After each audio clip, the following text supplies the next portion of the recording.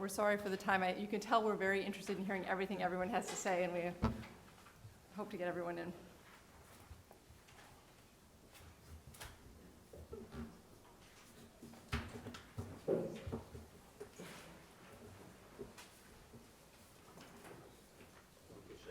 Absolutely. Okay, so I'm Tom Waters from the Community Services Center. Housing policy analyst. This is my boss, Victor Bach. CSS is a 170-year-old generalist anti-poverty agency that does many different things to combat the causes of poverty and to improve the quality of life for low-income people in New York City, which we define as those below double the federal. Oh, thank you. Low-income people, which we define as households with incomes below twice the federal poverty threshold. Thanks once again for the opportunity to testify at this board, which we do most years. I would agree with Tim Collins that in recent years, excessively high guidelines have harmed rent-stabilized tenants, and the stagnant economy has given them few chances to recover. And I think you should look at this year as an important opportunity to correct course and provide needed relief to tenants for the harm they've suffered in recent years. Usually when we come, we present an analysis of data from the New York City Housing and Vacancy Survey, which is conducted by the Census Bureau under contract with the City Department of Housing, Preservation and Development. It's done every 3 years. The most recent one was in 2011, so if we did that this year, we would be presenting the same analysis for the third year in a row. So I've handed out a report that gives our most thorough look at those numbers, and our testimony is really going to be based on the American Community Survey, which the Census Bureau does every year. Except for the first table on page 1, which is something we point out every time, which is that rent-stabilized housing is the largest source of affordable housing. The largest source of housing. It's unaffordable in most cases. The largest source of housing for low-income New Yorkers. More than, if you take all the public housing and privately owned subsidized housing and even the Section 8 vouchers and add that together and compare it to rent stabilized, the figure here is rent regulated, so that's rent stabilized and rent controlled, minus the people in those types of housing with vouchers. Rent regulation still wins, and it would still win even if that didn't include rent control. It is the biggest category, with the subsidized stock being second. So your decisions are very important for an agency like ours concerned about low-income households. This group of people has been hard hit by high rents and stagnating incomes, resulting in rapid increase in the share of income devoted to rent for low-income households. So in the table on page 2, or the graph on page 2, we show how the percent change in rent, income, and rent burden, which is rent divided by income, over the past 5 years, 6 years. This is not adjusted for inflation, so everything goes consistently up.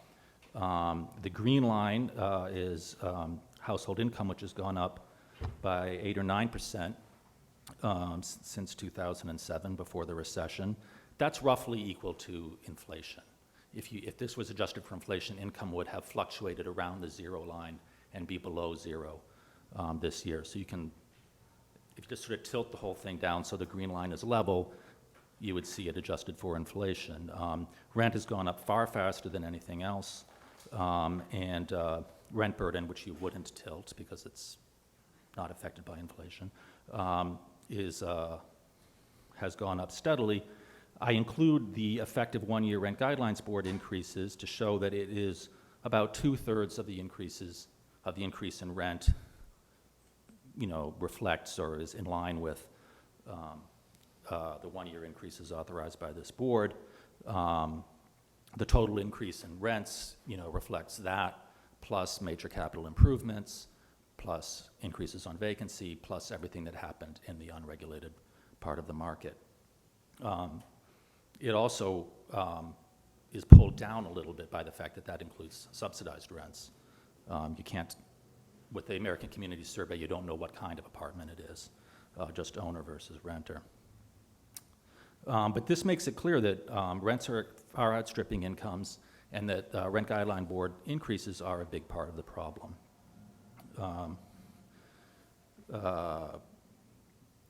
Like I said, this combines both regulated and unregulated rents. In the booklet, you can see our analysis of the Housing and Vacancy Survey that enables you to just separate them. What we found there is that from 2005 to 2011, the after-rent income for low-income tenants declined by 7% in rent-regulated housing.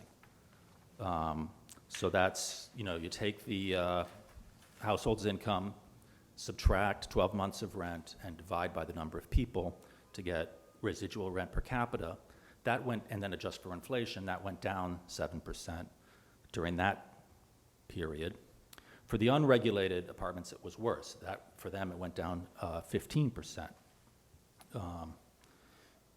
So, rent regulation does, it's a benefit for low-income tenants. It's better to be rent regulated than not be rent regulated. As an advocate for rent regulation, it's nice to see evidence of that. But rent regulation failed to maintain a steady standard of living during this period where incomes went down a little bit, but they didn't go down that much, right? Rent increases were a bigger problem than stagnant incomes or the slight decline in incomes for this group of people during that time period. You can also do the residual income analysis with the American Community Survey data. It's a different time period, so it's a bigger decrease, a 15% decrease for everyone. That's because it starts at the just before the crash, right? It starts from a higher point and extends a little bit further because it comes 1 year closer to the present. But again, it makes the point, that people's standard of living is declining as a result of the economy and especially the increases in rents. There's every reason to suppose that if we had 2013 and 2014 data, it would continue that trend because unemployment is still so high and wages are not rebounding, according to the current population survey, which is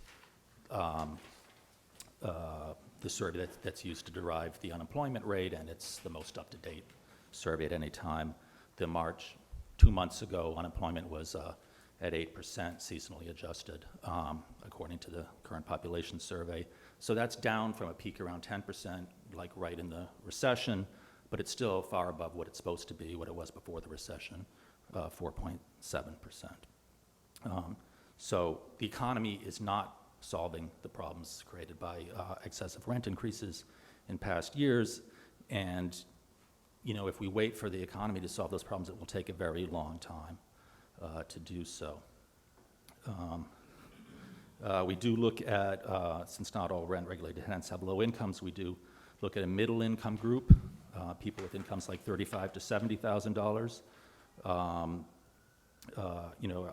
Have also seen an increase in rent burden for the same reasons, and so have tenants overall.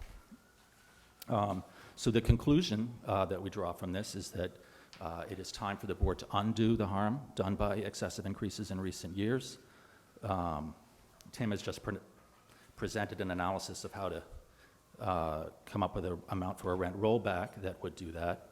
In our testimony, we only say we are only calling for a rent freeze, although we'd certainly acknowledge that it will not undo all the harm in 1 year. 1 year of a rent freeze would not be enough to undo the harm done by increases.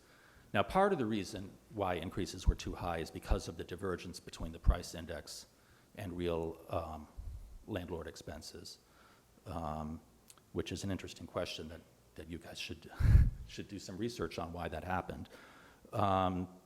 But I think the real problem is that during the Bloomberg period, the decisions of the board looked to us like an attempt to implement a policy of always giving landlords an increase that would preserve their net operating income on their apartments just with the RGB increase alone, ignoring the fact that landlords also get other kinds of increases, especially during vacancies, and ignoring the fact that you're also charged with looking at tenants' standard of living, and tenants' effective incomes, their standard of living was going down at the same time that you were acting to hold the line for landlords.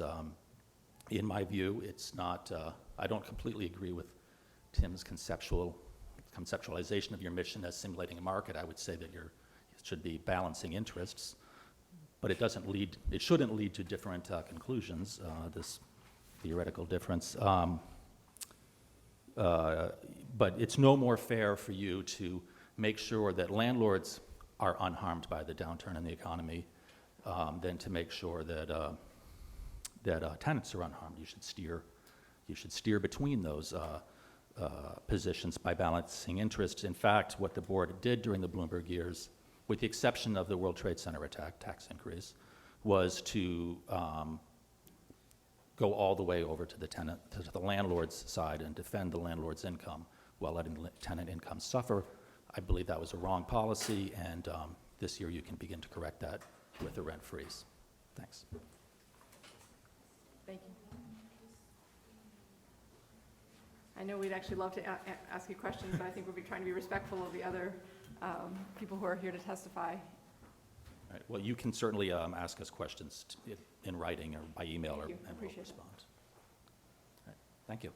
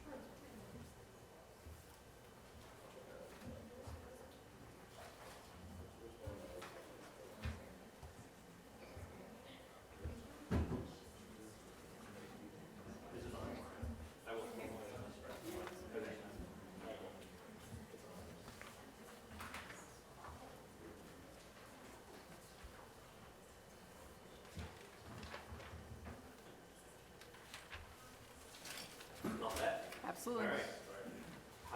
Hi everyone. My name is Jost. I'm the Deputy Director of the University Neighborhood Housing Program. We're a 30-year-old community-based nonprofit in the Bronx. And I thank you for allowing me to come here today and acknowledge you guys because I know you've got a lot of different things you're balancing, as people have mentioned, and like it's a tough job, often a thankless job, and you could see it say that there's a lot riding on it. So, that being said, I'm coming to you from the perspective of folks who live in my neighborhood. I live in the Bronx, I work in the Bronx. It's a real working class neighborhood. It is a place where, the trains are packed in the morning, people riding downtown to go to work, often riding up out of the city into Westchester for jobs, people working all different kind of jobs, hustling, making to get by. And the fact of the matter is, we live in a neighborhood, basically even more than one neighborhood. I mean, it's basically the entire West Bronx. We've got a huge collection of rent-stabilized apartments, probably the highest concentration anywhere outside of Upper Manhattan, perhaps. neighborhoods where people's incomes have been going down, right? And this has been said a few times today. We're looking at a time period that this first chart here highlights. Really, since going back to the 1990 census, we're talking about an inflation-adjusted drop in incomes of 23% in the Bronx, right? And you're seeing drops in all different places, across all different sectors, across the nation, right? I'm just bringing to you today, like, to talk from the perspective of folks in the Bronx, because we're at the epicenter of the affordability crisis, right? We have the highest concentration of people who live paycheck to paycheck in the country. That means we're susceptible to things like predatory financial products. Anything that comes after people who are in a desperate situation, all those things are going to be exacerbated. And this is where it is extremely concentrated. So,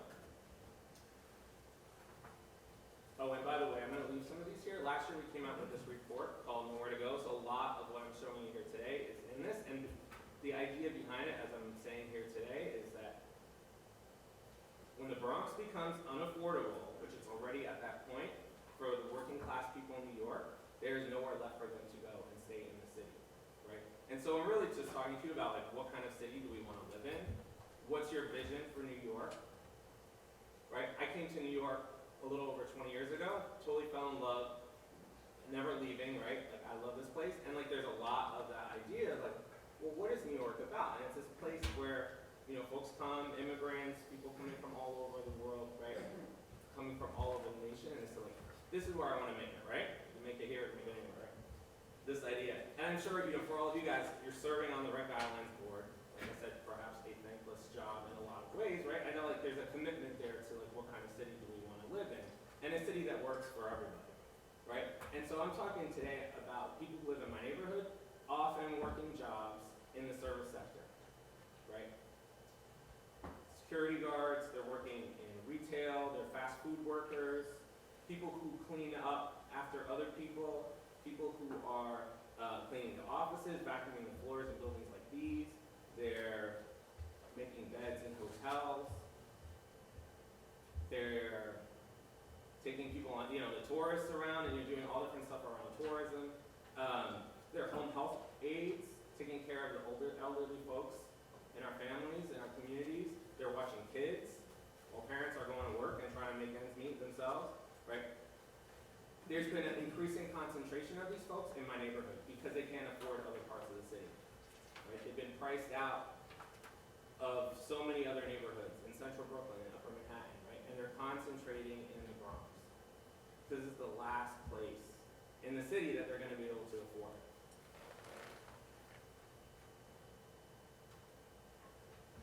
So even though we have the lowest rents, they've gone up so much more dramatically than anyone would have guessed, like 10, 20 years ago. You know, we're talking about 50%, almost 50% over inflation. Right? So incomes, imagine this as a family, right? Your income has gone down, your purchasing power has gone down 23%. And your rent has gone up about 50%.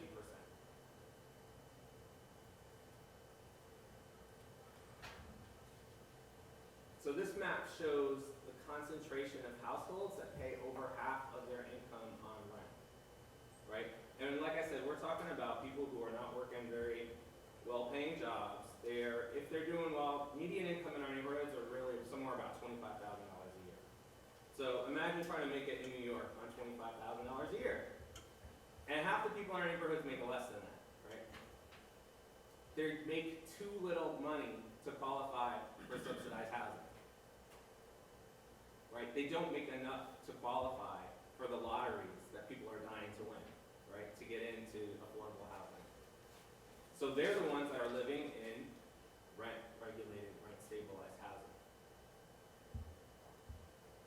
So we've got in the equivalent of Bronx Green Board 5, which is South Fordham. This data is a couple of years old, so I'm sure the numbers are higher, but that was the first district in the city where a majority of households pay over half their income on rent. So it's typical. And let me tell you, we have a lot of Section 8 vouchers in our neighborhood, which are, you know, there's always potential that those are going to go away. Probably about 15 to 20% of renters in our neighborhoods have Section 8. So imagine if something happens there, you're talking about a whole other set of people that are going to be in this category because there's no way that they're not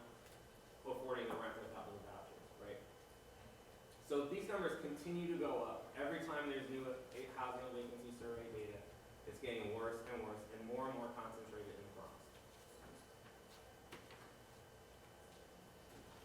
So what are people doing?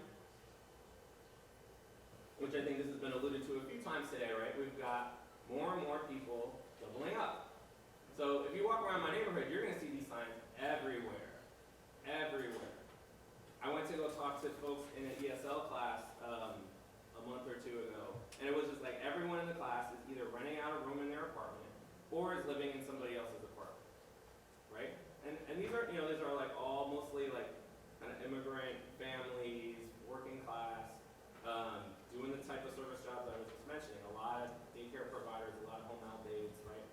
And this is just what they're doing to get by. So you see these signs everywhere. And the data, I think you guys were asking about this on overcrowding. It may not be the exact data that you're looking for, but percent of renter households with more than one person per room on the rise, pretty much across the board, especially in the Bronx and Brooklyn, in neighborhoods where people are struggling to pay the rent, right? And if you look at it in where there's more than 1.5 people per room, same thing, right? So this is over 2009, 2012. This is the most recent American Community Survey data that there's out there on this. So this is what people are doing to make ends meet, right? Typical. And then we talked a little bit about prices, right? And I know there's a lot that goes into prices, right? And there's a lot of speculation, there's a lot of different things out there. But for anybody who's saying that like landlords are having a really hard time, right? Prices, these are Bronx residential multifamily buildings. Typically, these are going to be almost all rent stabilized because in the Bronx, most of our buildings are rent stabilized. We're seeing prices back up where they were at the peak of the market. If you look in nominal dollars, it's actually higher than it's ever been. Adjusted for inflation, is just right below. So there are a lot of people who have been cashing out all these years. There are a lot of people who continue to purchase buildings. They're seeing something in there. They're seeing some value. So any kind of cry of poverty is like, I just don't see it here. I wish we could buy, we did a ton of work. Actually, a lot of our original work was assisting tenant groups helping them purchase buildings. There's no way, we haven't been able to do any kind of deal like that in at least 15 years, probably 20 years, because the prices have just been way above that, right? So there's something else going on. People are seeing there's ways that they're raising the rent. There's all kinds of things happening, and the tenants are still the ones really paying the price, right? And there was a lot of data in the beginning around homelessness. This is just some other data on evictions and possessions, especially in the Bronx, way up every year, going up. I don't need to spend more time talking about that because we talked a lot about that at the beginning. So I just want you guys to think for a little bit about like what it's like for families in my neighborhood, what it's like for folks who are really working to make this city run, to make this city work in the way that like we all have known to like really enjoy experiencing New York, with all the everyone from like the street vendors to the people that do all this work that we don't even see, right? These are the folks that make the city run, and my commitment is that those folks are able to live here, and that New York does not become a resort city, right? We don't need New York to be like the Hamptons. We don't need New York to be like Aspen or Jackson Hole, where the workers who mow the lawns and clean the hotels and do all the other kind of service work live hours and hours away because they can't afford to live anywhere near where those jobs are. And what happens then, right? I mean, if things aren't tough enough for families struggling to get by, imagine adding on an extra 2 or 3 hours to your commute time. And the price that the children in those families are going to pay, because their parents are away all day riding the train or driving or riding the bus to get to work, right? So I know you guys are balancing a lot, but I do really encourage you to step back and think broadly about the future of New York, the future of the city that we all really love, and think about who is this future for? Like all the opportunities that are presented in a great city like New York, like who's gonna have access to that opportunity? And are the immigrants, are the folks coming who are working those kinds of jobs, and their children gonna have access to all of that? If we don't make sure that we keep, in whatever way, rents affordable for folks, right? So, again, there's a huge complex set of everything and all different kinds of apartments within rent stabilization. I got that. And I'm coming to you today really on behalf of folks in my neighborhood who are really at that one end of it and are really a vital part of the city. And I ask you to consider doing whatever it is in your power to contribute to this larger movement of keeping New York affordable for its workers. And that might not mean just this year, but over a series of years, that we're actively participating in something that is about the future of New York and the future of working class people in the city. Thanks. Thank you very much.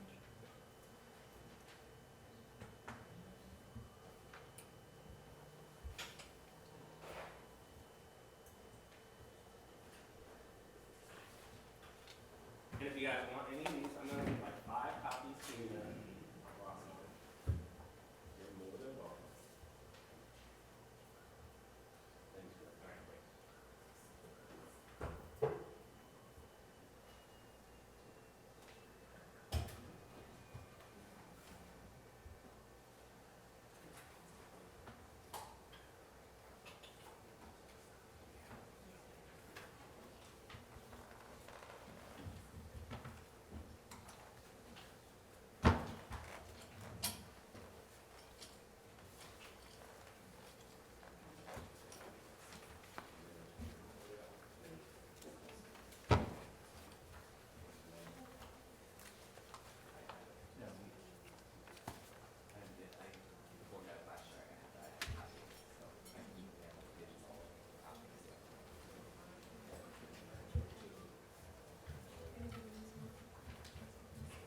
All right, great.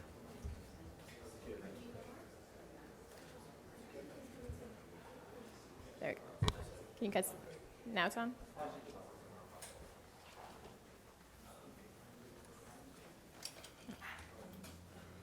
Good afternoon. Hi.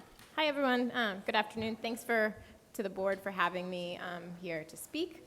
So my name is Barika Williams. I'm the policy director for the Association for Neighborhood and Housing Development, ANHD. We're a membership organization in New York City that serves neighborhood-based community development groups, community organizing groups, community development corporations, homeownership groups, supportive housing groups. We serve about 98 members across the city in all 5 boroughs. I'm not going to read this verbatim because I'm sure that will save everybody some time and make it a little bit easier to listen to, but I'm going to kind of jump through the highlights and skip things that other people have said because why do that? So, I mean, I think we've all heard the conversations and the comments about New York City's rising rents. I think ANHD is in a unique position to give testimony because as a part of our membership, we also have groups that are community development corporations that build and manage buildings, many of which are rent stabilized. So we've developed more than 100,000 affordable housing units in the past 25 years and continue to operate more than 30,000 units and provide housing for about 100,000 people. So this is kind of speaking, my testimony is predominantly going to speak to kind of how our groups think about things as building managers and operators as well. So I think one of the key things is that ANHD members have had a history of maintaining and keeping rents at their lowest possible level as affordable housing providers. I mean, so this is their mission, this is their orientation, this is what they do. But they really try to minimize rent increases on their tenants while still maintaining safe and quality buildings. And it's important to note that our groups are doing this in 100% affordable housing buildings without the added revenue generated from market rate units that many other rent stabilized buildings have the opportunity of taking advantage of and drawing on to kind of cross-subsidize operating expenses within a building. They also don't have access to outside operating subsidies. So this is really financing within the internal structures of individual buildings. I think one of the ways that groups do this, and this is because this is their commitment and this is what they believe in and it's part of their mission, is to then tap into many of the programs that the city has that people can take advantage of that just require a little bit more effort and some forms, but really pay off in the long term in terms of keeping things affordable for their tenants and providing stabilized neighborhoods and stabilized homes for individual families and for a community in general. So there's the Article 8A loan program, which provides rehabilitation loans for upgrading or replacing building systems when it comes to energy efficiency. The participation loan program, PLP, combined with, or also providing the city capital or federal home programs, which provide bank financing from a participating private lender for 1% interest for rehabilitating building systems, structural improvements, or modernization of apartments. This is all at the bottom of the first page. The small business loan program, which provides similar sources for moderate to gut rehab for smaller buildings. So this is things for like 1 to 20 size buildings. The small owner repair program, which is a 10-year forgivable loan. And the J51 program, which is a 34 or 14-year exemption from real estate tax increases. So I mean, I think this is an example of some of the different things that building managers can access as a way of maintaining affordability outside of the increases that this board has to then deliberate on and ultimately come to. And the point is that given some effort, there are other resources, there are other ways and other things to draw on to try to keep costs low for a building so that there aren't these big increases that really impact tenant lives. I think key in this is that all of these programs are available to both for-profit and nonprofit owners, as long as they're operating low and moderate income buildings, which this is what we're talking about and everybody here really is. So this is something that is uniformly accessible to everybody who is coming before you at this table. It just takes some additional effort, right, and some additional forms. I think the other thing that we've continually looked at and pushed on is the price index and operating costs. And I know you guys have probably heard some already about PIAC, and I think the first testimony was pretty long and robust on the challenges around PIAC. I would say that the RGB's own commission test, I think it was commissioned report comparing the price index of operating costs and RGB income and expense study by Dr. James Hudson concluded, and this is a direct quote from the report, that the income and expense data provides a superior historical estimate of changes in O&M costs for all stabilized units than the PIAC does. The PIAC has become increasingly inaccurate, diverging from the IE more and more as time goes on. And I think that's something that you can kind of think of as an individual person, right? If gas prices are going up or electric costs are going up for me as an individual, and I'm trying to figure out how on my budget to keep my costs lower, I turn down the thermostat a couple degrees and maybe throw in another sweater and find a way to cut costs that way for me. Well, a building manager can still continue to do that, but there's no guarantee that decrease in temperature that equals a cost savings for the building is translated into not increasing rents on tenants, right? And so in a sense, as the board continues to increase rents and tenants over the past 12 years, there's no obligation on the part of building managers to translate those increases over to savings to tenants. And they could just be guaranteeing profits as opposed to guaranteeing stability and guaranteeing good management of buildings, right? So that's not necessarily an even trade-off. So I think this goes back to Greg's comments, right? This comes down to affordability and what this means for people's lives and neighborhoods. And I think from our perspective, there are opportunities and there are options for people who are running and managing buildings to look to other alternatives, and that the current system for calculating it really is flawed and does raise very real concerns about how we're determining the increases in costs given to building operators when there are real costs, but whether or not that's actually reflective of the actual needs of managing buildings, and then how that then gets translated onto individual tenants who have real struggles and limitations on their incomes and how they are not increasing. So I guess in conclusion, we would say that ANHD kind of feels like this is a critical time for this board to minimize any possible rent increases for tenants, and to put in place a historically lowest possible rent increase to date. And that given the history of things over the past years and how the two have outpaced each other, this is a really a moment to take a step back and say there's a chance to kind of correct some of the mistakes over the past few years and set a new template going forward. And I provided a chart at the back of the testimony. So the orange on the front is the RPIE costs. And then the red in the back is the PIOC adjusted. So you can kind of see how much the PIOC pops out on top of the actual income and expenses that have been reported over time.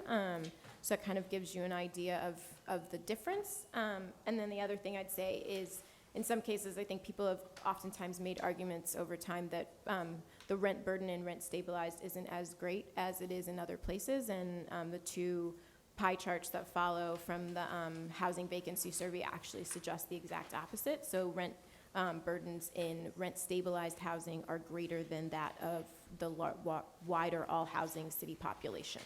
So it's actually a greater share that are rent burdened and severely rent burdened. Okay. Thanks. Thank you very much. Any questions? Either the benefit or the burden of coming with the conclusion of a I'm long happy to day. share my questions time with everyone else too if you need Thank you it. very much. Thanks.